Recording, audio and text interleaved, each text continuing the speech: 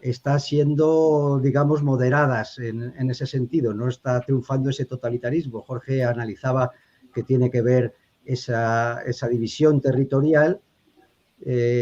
Bueno, y es cierto que en España, donde hay ciertas medidas, pues es en unas zonas más que en otras, ¿no? Por ejemplo, esto del pasaporte COVID, pues que yo sepa, lo han implantado ya en Galicia, en Cataluña, Aragón, Valencia, País Vasco y Navarra creo que también. En otros sitios está en espera de que lo diga el Tribunal Superior de Justicia de allí, y en otros sitios ni se ha planteado, que son Madrid, Extremadura y Castilla-La Mancha, si no me equivoco, ni siquiera se ha solicitado, ¿no? Entonces, ¿cómo veis el caso de España? ¿Por qué ahora tenemos aquí menos presión después de haber tenido tanta? Porque hay gente que me dice, no, pero es porque tienen miedo de que la gente se rebele. Yo no lo creo, porque aquí cuando ha habido tanta presión, pues no ha habido rebelión. La gente ha tragado, lo ha aceptado y ha tirado para adelante. Entonces yo no creo que el poder tenga ese miedo. Otra explicación, pues porque como el objetivo es vacunar a todo el mundo y aquí ya nos hemos vacunado voluntariamente un gran porcentaje, pero en Portugal también hay un porcentaje incluso superior que en España y sin embargo también están adoptando estas medidas drásticas. Entonces, no acabo de entender muy bien por qué ahora España tiene una situación que, digamos, comparado con otras medidas que nos llegan de Europa, pues parece más favorable para la libertad. No sé cómo lo veis, qué explicación le encontráis. Si quieres, empieza tú, Jorge, porque has empezado antes a hablar de Sí, ello y sí. pues ya lo hilas y os escucho a los demás. Sí. Bueno, yo creo que el gobierno en España no aplica fuertes medidas de confinamiento, más fuertes todavía, de las que de las que está aplicando por dos motivos. En primer lugar, porque el Estado en España no es eficaz, no puede imponer sus propias decisiones. Recordad esto que llaman la cogobernanza. La cogobernanza simplemente es un reconocimiento de impotencia, no es más. La división territorial del poder y las distribuciones de competencias entre comunidades autónomas hace que el gobierno simplemente, aunque quisiera, no puede. Además, ya se lo dijeron en el momento del confinamiento. Antes de decidir una ley, el gobierno se reunía con los prebostes de cada comunidad autónoma para ver qué hacía, ¿no? Por tanto, eso es en primer lugar el elemento clave, ¿no? Y luego, en segundo lugar, el gobierno en España no necesita tomar fuertes medidas de poder, pues no le hace falta. Ya la gente las aplica de forma autónoma. España, pues le confinas, pues dices que a la casa, a encerrarte, pues te encierras. Si hay que vacunar, pues nos vamos a vacunar. O sea, el Estado en España no necesita utilizar mucha Y fuerza. no se te ocurra salir, Jorge, que te salen los policías de balcón y te apedrean. Sí, Claro. Es que ese es el elemento, ¿no? Ese es el elemento que es lo que comentaba Juan, que efectivamente esa estrategia del pánico, ese pánico moral es muy potente en España. Entonces el Estado no lo necesita, sinceramente. Y luego hay un elemento, el Estado en España el gobierno centra la atención, su táctica está, porque yo creo que haya un importante número de vacunados o de inoculados o de pinchados, vuelvo a reiterar, como lo queráis decir. Sí, creo que tiene cierta relevancia en el hecho de que no haya una nueva ola, ¿no? Y entonces el Estado, ¿qué es lo que quiere? Convirtiendo a los no vacunados en victimarios, lo que quiere es que se repitan las fases sucesivas de vacunación, con el efecto de que el corto periodo de inmunización que provoca la vacuna con las con las sucesivas vacunaciones se siga manteniendo. Entonces, el objetivo del Estado no es reprimir, sino que la gente se siga vacunando en los porcentajes que ya se han realizado. Y entonces, mientras haya un porcentaje masivo de vacunación, el gobierno no va a hacer nada. Porque, entre otras cosas, ¿qué va a hacer si ya la población está vacunada? Por tanto, eso creo que es bastante importante. Y luego, vuelvo a reiterar, el elemento esencial es que hay... ¿Qué es lo que hablábamos antes? ¿Quién ha permitido que en España no haya un totalitarismo brutal o medidas autoritarias más fuertes? Pues una política, una sola, que está en Madrid y que ha dicho que se oponía al gobierno. No ha sido el pueblo que haya salido a la calle, sino que dentro de la oligarquía política, dentro de la casta política, dentro de la clase política, ha surgido una persona que ha dicho que no. Esto es lo que realmente sería eficaz. como lo puede ser en Estados Unidos Trump. La clave del cambio, cuando el Estado es totalitario en el sentido de que todo es Estado, porque hay que tener en cuenta un elemento. Cuando se habla de Estado social, el Estado social no deja de ser que el Estado ha absorbido a la sociedad. Entonces, el Estado es total por sí mismo, por el hecho mismo de que ha asumido, ha absorbido a la sociedad. Desde este punto de vista, la reacción del pueblo al Estado es muy complicada, pero sí puede surgir una grieta en lo que es la oligarquía. Y es lo que ha pasado y es lo que puede pasar, efectivamente, y donde se puede producir el cambio. Donde se puede producir el cambio es que haya una crisis en la oligarquía que produzca un cambio, que es lo que realmente ha producido Madrid y es lo que explica que todavía efectivamente haya libertades. Muchas gracias, Jorge. Pues Juan Manuel, Alex, Dani y Héctor, me gustaría oír lo que opináis sobre el caso español. Juan Manuel, adelante, sí. Está silenciado. No te oímos, Juan Manuel, debes estar silenciado. No. Vale. ¿Me oís ahora entonces? Sí, ahora te oímos. ¿Me oís? Adelante. Ahora te oímos bien. Mira, en principio, sí, me oís ya, ¿no? Sí, te oímos. ¿Funciona? Sí, adelante. Vale. Ahora sí. Vale. No sé por qué a veces se corta. Estaba diciendo que la actualidad es, España está tomando ahora unas medidas menos drásticas que otros países. Pero es que comentamos al principio que lo que realmente preocupa son los casos. Y si tú ves, España es ahora mismo uno de los países que menos casos tiene, digamos, en porcentaje. Claro, sí. Lógicamente, todavía, digamos, que el susto no existe hasta ese punto, ¿no? Pero yo creo que si realmente tuviésemos el mismo número de casos o la misma incidencia que otros países, se tomarían medidas igual de drásticas o peores. Yo creo que las autonomías sí. Es decir, puede ser alguna se salga de alguna manera del programa, ¿no?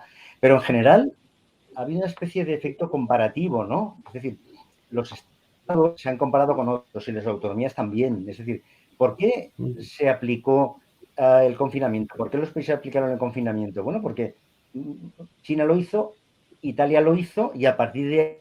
Es decir, ¿qué vamos a hacer? Pues lo hicieron, ¿no? Y un poco en las autonomías creo también que se copian de alguna manera unas de otras. Y si está puesto esto, pues yo también. Es verdad que hay excepciones, como decía Jorge, ¿no? Es verdad que hay excepciones que pueden confirmar la regla, ¿no? Pero yo creo que en este caso es precisamente por eso. Tenemos una incidencia baja comparada, está subiendo. En algunas autonomías, creo que el País Vasco, Navarra y Aragón es algo más alta, pero bueno, vamos a ver si tuviésemos igual, si aplicarían unas medidas similares. Ese es el tema, ¿no? Y después lo que dice Jorge, evidentemente, tiene toda la razón. La sociedad civil prácticamente no existe, ¿no? Está absorbida de alguna manera por el Estado. Pues sí, así de triste es. Gracias, Juan Manuel. Alex, no sé si quieres comentar algo sobre el tema de España. No sé si perdona, Cristóbal. Solamente era un detalle sobre lo que comentaba Juan. Lo que comentaba Juan. Claro, la vacunación masiva ha permitido una inmunización, aunque sea a corto plazo, de la población española. Entonces, claro, la clave para que no aumente la incidencia es la revacunación. Entonces, esa es la clave. Yo creo que por eso el gobierno lo que va a hacer hincapié, sabiendo además que tiene un elemento de oposición muy potente, con cada vez mayor credibilidad, mayor potencia electoral, que es Ayuso en Madrid, lo que va a apostar es por el refuerzo de la vacunación para seguir inmunizando. Efectivamente, yo estoy de acuerdo contigo, pero no aumenta la incidencia porque ciertamente, de alguna manera, la vacuna inmuniza, con independencia de los efectos secundarios, tal, perfecto, pero sí inmuniza. Entonces, si sigue vacunando de forma masiva, yo creo que va a mantener una incidencia baja. Y entonces elimina el elemento político que supone tener una contrapolítica, por así decir, que desmiente las teorías de confinamiento, porque además Ayuso ya ha dicho que aunque suba la incidencia, no va a cerrar la ciudad, no va a cerrar la capital, y lo que es la comunidad autónoma, que es un porcentaje muy importante de la población española. Sí. Perdona. Sí. No. Gracias, pues. Si puedo comentar un poco a lo que ha dicho Jorge. Claro, por supuesto. Pero Adelante. yo creo que lo importante, realmente la inmunización fuerte se ha dado en los países donde ha tenido más contagios. Es decir, España ha tenido muchos contagios en el pasado, con lo cual hay mucha gente inmunizada. Pues está olvidando la gente se inmuniza también. No podemos olvidar. Claro, toda la vida, todo ha pasado cuando la gente pasa la enfermedad, se inmuniza y llega un momento en que la enfermedad se convierte en una enfermedad común y normal. Y ya está. Y esa es la cuestión. El miedo al contagio hace que no podamos terminar la pandemia. Ese es el problema. De acuerdo, Gracias, Juan. Pues, Alex, no sé si quieres comentar sobre el caso de España, pero si no, puedes comentar de Austria, porque allí también hay un partido. Aquí se ha hablado del tema de Ayuso y también comentaban algunos el tema de Vox, que intenta capitalizar ese descontento, ¿no?, con las medidas.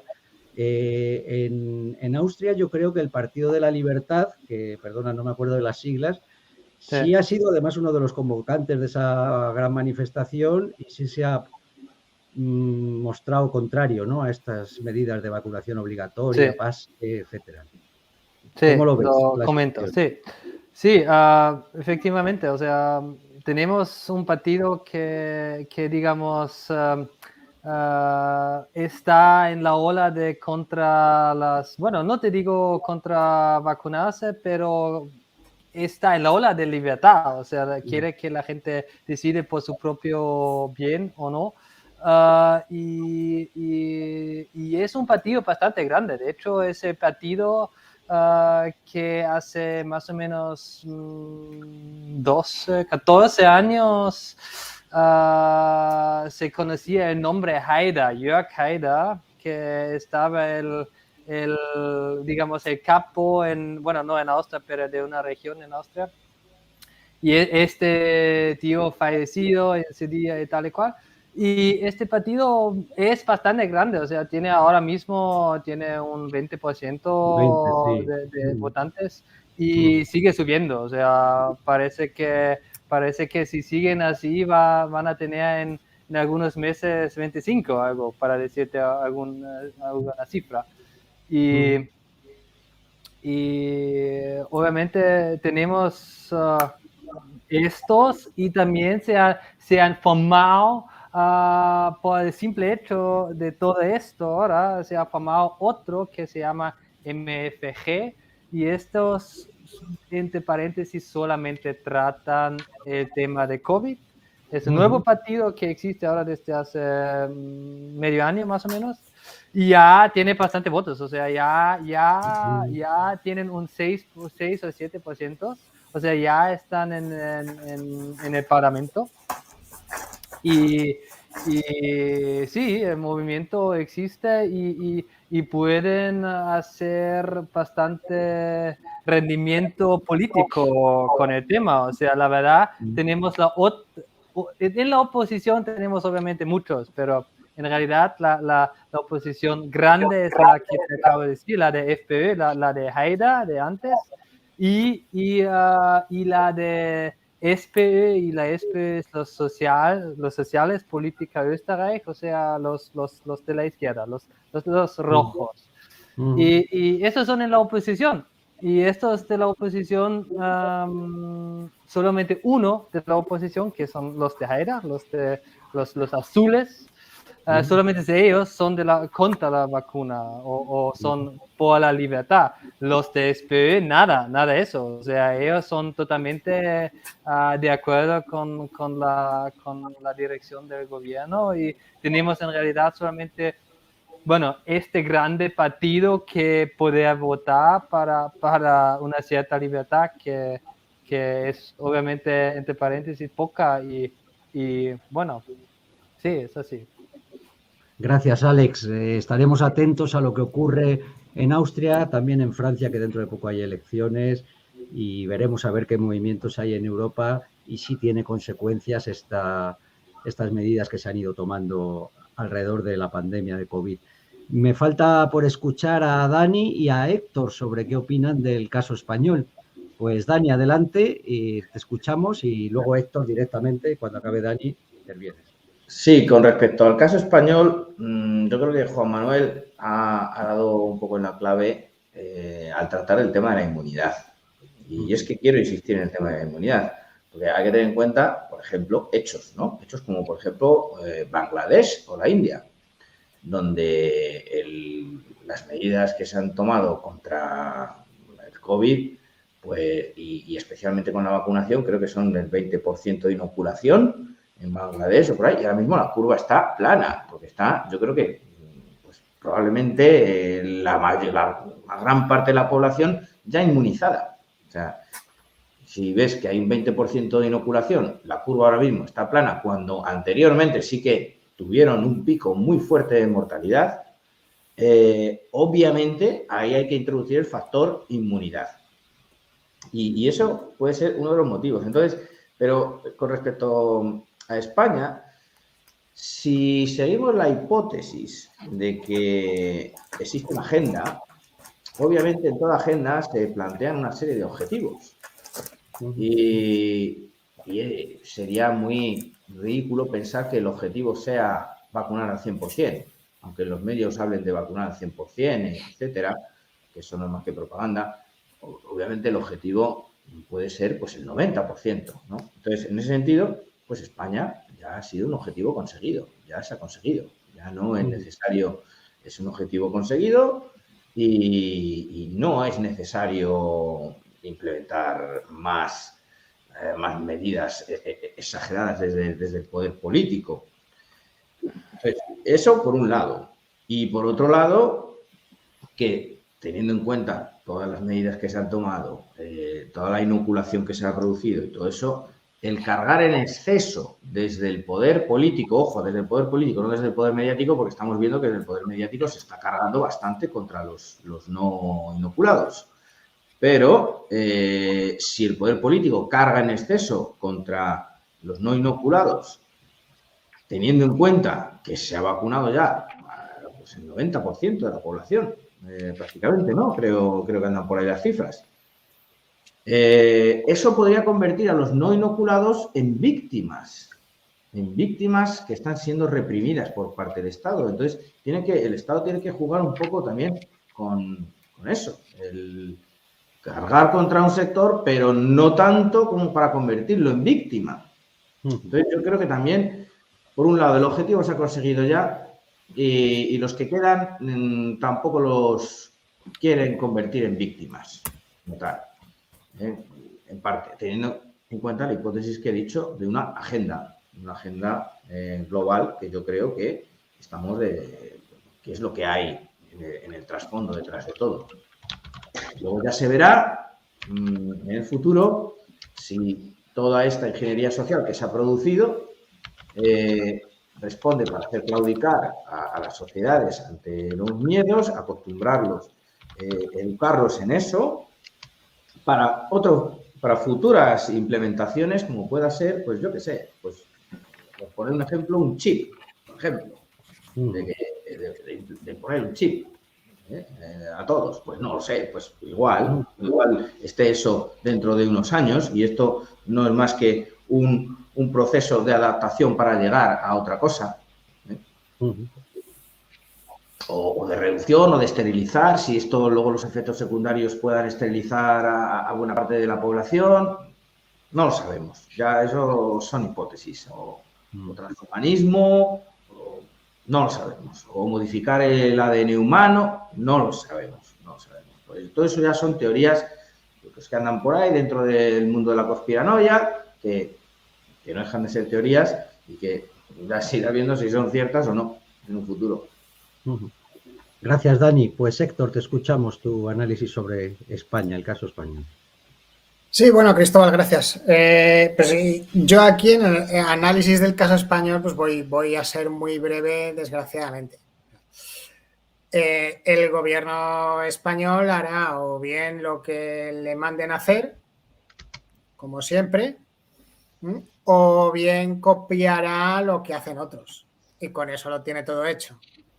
No, es que fulanito ha hecho tal cosa y eso lo vendo así. No, es que desde Europa me dijeron que tenía que hacer esto y eso será lo que se haga. Y realmente tampoco hay mucho más análisis de la política española. ¿Hacia dónde evoluciona? Yo ya lo he expresado en este programa, bueno, en programas anteriores en este canal varias veces. Yo creo que vamos a una fusión, de algún modo, una fusión PSOE-PP, o si no, una fusión, un acuerdo de coalición. Eso es lo que está planteado.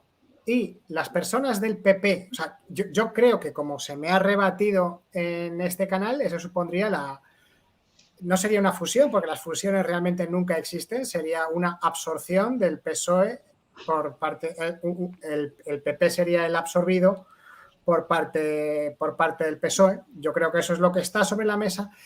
Y las figuras del PP que no tienen sitio en el PSOE son las que están saliendo. Está saliendo Isabel Díaz Ayuso y está saliendo Cayetana Álvarez de Toledo. Y yo creo que es para ahí para donde vamos. Europa, yo creo que va a pedir un gobierno fuerte de corte moderado. Y esa es la manera de construirlo, si no con una fusión explícita, si con una fusión implícita, a través de algún tipo de gobierno de coalición. Y ese gobierno pues hará lo que le manden bien desde la Unión Europea o bien copiará lo que hagan en Francia o lo que hagan en Alemania, pero no, el tema no